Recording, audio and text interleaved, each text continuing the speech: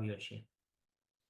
1.5 મહિનાથી કોમ્યુનિટી સાથે છું અને મારા જીવનમાં ઘણો બધો ચેન્જીસ આવ્યો છે.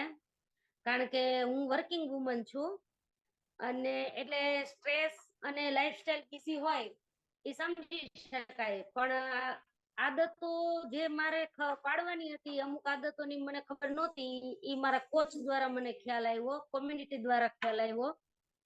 અને કઈ કઈ આદતોમાં, પાણી પીવાની આદતોમાં ફેરફાર કર્યો, ખોરાકનો અમુકમાં ફેરફાર કર્યો. જમતા હતા દરરોજ, પણ સલાડનું આટલું મહત્વ નહોતા આપતા કે આટલું બધું આપણે લેવું પડે એમ.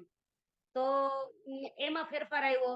અને મારું વજન છે એ જયારે મેં જોઈનિંગ કર્યું ત્યારે 70 ની આસપાસ હતો, આજે 65 ની આસપાસ છે. માત્ર 1.5 મહિનાની અંદર મારે એટલો ફેરફાર આવ્યો છે. Very good. તો આ તમારો ફેટ અને લોસ થયો, રાઈટ? આખો દિવસ રહે છે એમ, થાક એનર્જી નથી લાગતો સેજે. થાક નથી લાગતો. અચ્છા, અને પેલા તમે મારે થાઇરોઇડ નો પ્રોબ્લેમ હતો, તો એમાં કદાચ થાક લાગે, પણ એ અહેસાસ નથી થતો બિલકુલ મને. શું વાત છે? તો એનર્જી લેવલ તમારું ઘણું બધું વધી ગયું છે, બરાબર? તમારી ફૂડ પેટર્ન છે એ ઘણી બધી બદલાઈ ગઈ છે પહેલા કરતા, બરાબર? અને અત્યારે એમનું ફેટ લોસ છે, એ ફેટ લોસ તો એમનું થયું જ છે, અમેઝિંગ 6 થી 7 કિલો જેવું. પણ એની સાથે બધું એક્સ્ટ્રા છે. અચ્છા, હેર ગ્રોથમાં, સ્કિનમાં કોઈ ચેન્જીસ? હા, હેર ની અંદર તો મારે ગ્રોથ સારો થયો છે અને હેર ની લાઈટ પણ સારી થઈ છે એકદમ. પેલા થોડાક સૂકા હોય એવા હેર હતા, પણ અત્યારે ગ્રોથ વધવાને સાથે સાથે એનું મજબૂતાઈ પણ સારી થઈ છે હેરની. અને સ્કિન ની અંદર પણ ગ્લો આવ્યો છે. Very good. અચ્છા, તો તમે તો વેઇટ લોસ માટે જ આવ્યા હતા, તો આ બધા બોનસ રિઝલ્ટ તમને મળ્યા. બોનસ રિઝલ્ટ મળ્યા બે. બોનસ મળ્યા, વેરી ગુડ, અમેઝિંગ. તો અહીં કહેવાય કે બધા વેઇટ લોસ માટે જ આવે છે, પણ બધાને અલગ અલગ બોનસ રિઝલ્ટ. કેટલા લોકોને આવા રિઝલ્ટ મળ્યા છે? આપણે લંબે માટે જોરદાર ક્લેપિંગ કરીએ. અમેઝિંગ, બહુ સરસ એમનું રિઝલ્ટ છે. અને એમનું ઇમ્પોર્ટન્ટ શું કામ છે ખબર છે? એ એવરી ડે ક્લબની અંદર વિડીયો ઓન રાખીને બેસે છે, કોમ્યુનિટીની અંદર એ વિડીયો ઓન રાખીને બેસે છે, અને એ જે અહીંથી સમજાવવામાં આવે છે એ એપ્લાય કરે છે. ઘણી વખત આપણે એમ કહીએ સર અમને બધું આવડે છે, અમારે આમની જરૂર નથી કાંઈ, બરાબર છે? તો એ બધી વસ્તુઓ જે છે MBA જેવું છે કે મને બધું આવડે, પણ એકચ્યુઅલી ઘણું બધું શીખવાનું છે.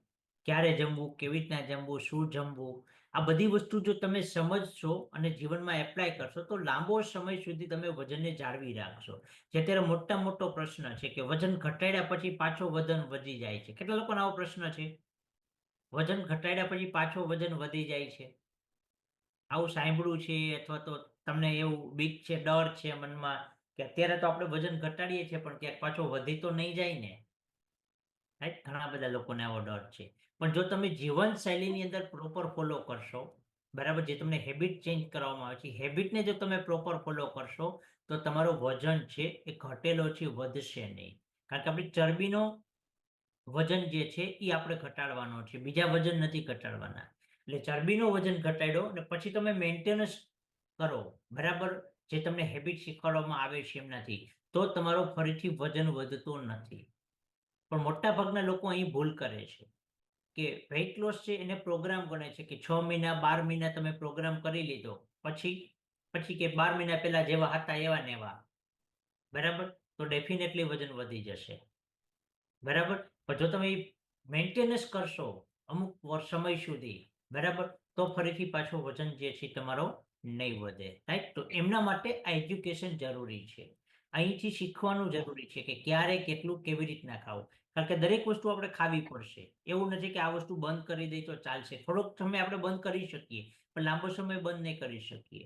પણ તો એને જ્યારે એવું ખાવાનું થાય ત્યારે કેટલું ખાવું, કઈ રીતના ખાવું, બીજા દિવસે શું જમવું, પ્રસંગોમાં જાય તો શું જમવું, આ બધી વસ્તુ આપણે શીખવી પડશે. કેટલા લોકોને એવું લાગે છે અહીંયા આવ્યા પછી શીખવા મળ્યું? અહીં આવ્યા પછી આ બધી વસ્તુ શીખવા મળી કે પ્રસંગમાં જાય તો શું જમવું?